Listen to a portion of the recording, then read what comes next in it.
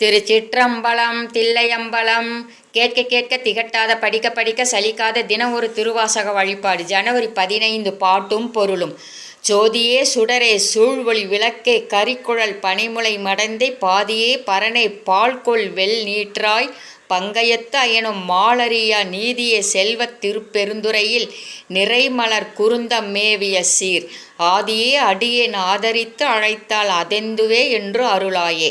பொருள்: ஒளிவடிவானவனே, ஞாயிறு திங்கள் என்னும் இரு சுடரானவனே, தன்னொளியுடைய விண்மீன்களாம் விளக்குகளானவனே, உமையவளின் திருமேனியில் பாதியை கொண்டவனே, பரமனே, பால் ஒக்கும் திருநீற்றை அணிந்தவனே, நான்முகனும் திருமாலும் அறியாத நீதி வடிவானவனே, சிறப்பு மிகு திருப்பெருந்துறையின் கண் மலர் நிறைந்த குருந்த மரத்தடியின் கீழ் வீற்றிருந்த பெருமானே, அடியவன் உனை விரும்பி அழைத்தால் அஞ்சாதே என்று உரைத்தருள்வாய்.